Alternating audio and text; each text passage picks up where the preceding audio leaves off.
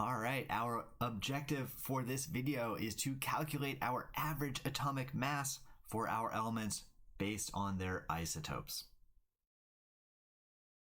As we've said a few times, our atoms are composed of protons and neutrons and electrons. In this video, we're going to examine what happens when we change the number of neutrons in our atoms. When you change the number of neutrons, you again still have the exact same element because you're not changing the number of protons. And in fact, you have the exact same ion, the same charge, because neutrons don't carry any charge on them. What does change is the mass of our atom. When you change the mass, many of these atomic properties remain the same. Only a handful of properties might be slightly different. We call these atoms that are the same element but different masses isotopes. We can describe an isotope based on the mass number, which you can calculate by adding up the number of heavy particles, protons plus neutrons. The mass value that is displayed on the periodic table, this is the atomic mass on average based on all of the isotopes that show up and based on how often each of those isotopes shows up. If you calculate the mass number for a given isotope, we can write down that mass number two ways, either at the top left of our chemical symbol or after a hyphen following the chemical symbol. We have an example here with neon. Neon has three possible isotopes, either neon 20, neon 21, or neon 22.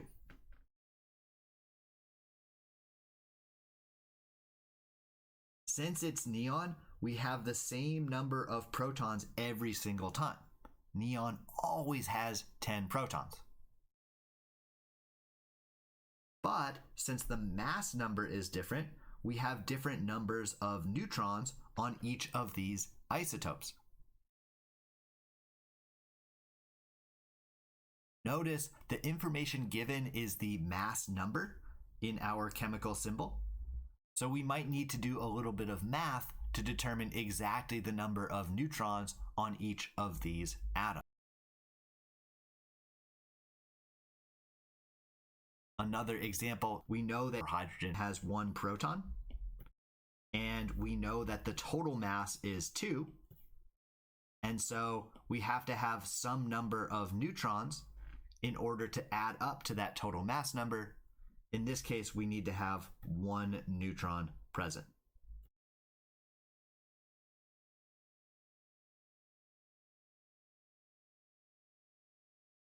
One last note, when we're using this notation, we can write our atomic number to the bottom left. You won't always see this because it's extra information. We have our periodic table and we know the atomic number of neon or hydrogen or whatever, but you might see it written there as an extra piece of information. Now that we can describe our isotopes, we're going to talk about how often each of those isotopes show up. For different elements, you might have one isotope that's possible. You might have 2 isotopes that's possible. You might have a dozen isotopes that are possible. It depends on the element and the structure of that nucleus. If you have multiple possible isotopes, each of those is not going to show up at the same rate. We can describe the abundance of each of those isotopes, either as a percentage or as a decimal, to show exactly how common each of them is. For our neon example, neon 20 shows up 90% of the time. If you have a big sample of neon, 90% of it is going to be neon 20.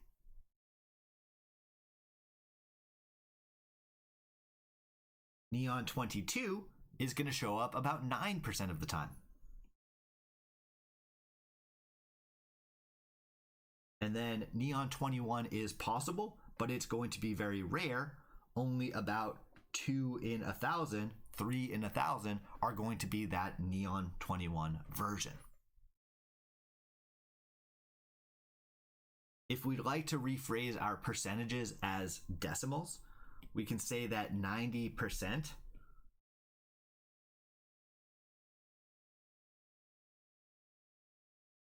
is the same thing as, just move the decimal place 2 spots to the left. 0.9 as a decimal is the same as 90% as a percentage.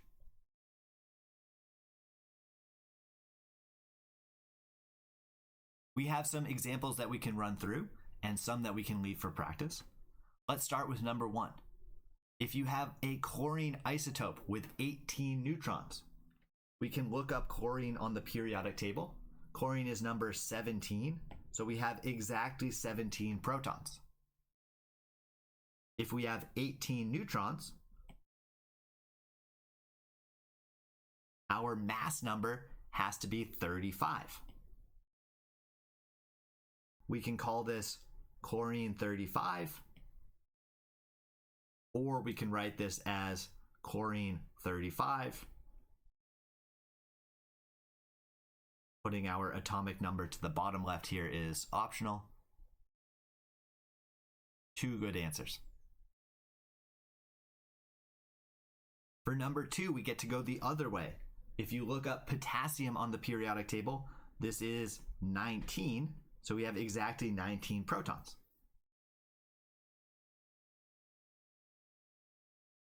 If we have a mass number of 39, this is because we have 19 protons combined with some number of neutrons. This is a simple algebra problem. We can find that we have exactly 20 neutrons. To calculate the number of electrons in this isotope, we can think about our total charge. If we have our potassium 39 isotope, the charge is written to the top right, which is, well, in this case, not written. Since it's not written, this means we have a neutral atom, which has 0 charge. 0 charge occurs when we have equal number of protons and electrons. So we're going to have exactly 19 electrons to cancel out our 19 protons. And the mass number we already decided tells us that we have 20 neutrons. We have 2 more problems on this slide. Feel free to pause the video, try to get some answers down.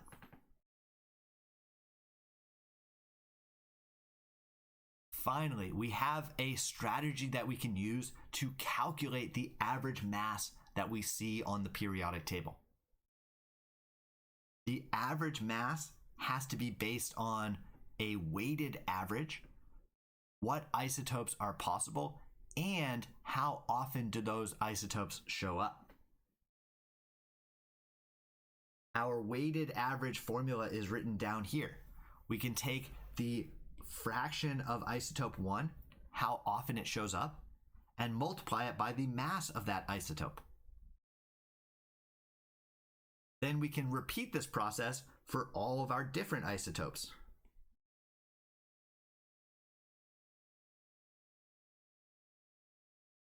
Once we multiply the abundance times the mass for each of our isotopes, we need to add all those numbers together, and that will give us our average atomic mass.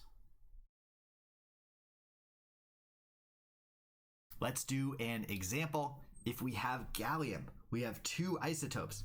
Gallium-69, which has a mass of 68.9256, an abundance of 60.11%. We also have gallium-71 with a mass of just under 71, an abundance of just under 40%. Our plan is to take the mass and multiply it by the abundance.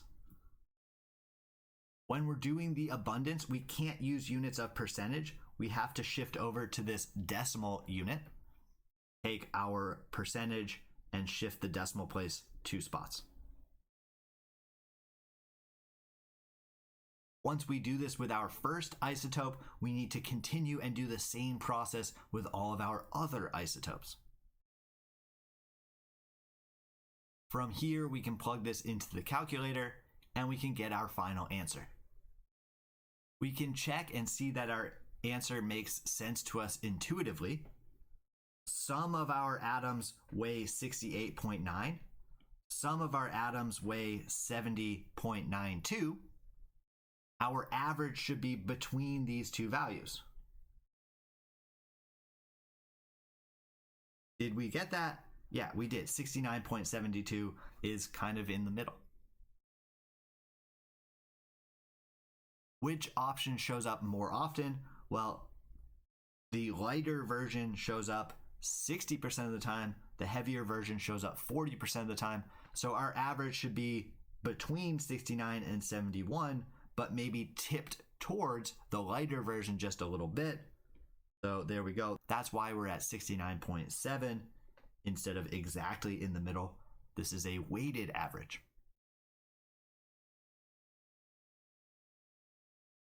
We can also double check. This should be the value on the periodic table.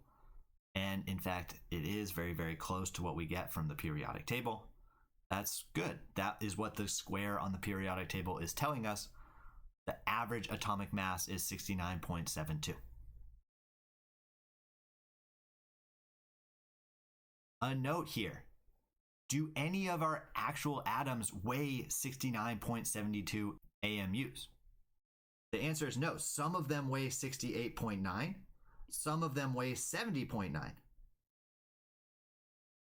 Exactly 0 of our atoms are going to be that 69.72 value. That value is just the average if we scoop up, 100 or 1,000 or a billion of those atoms.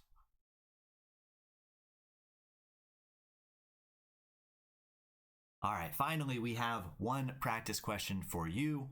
Pause the video, grab some paper, see if you can write down and calculate a good answer.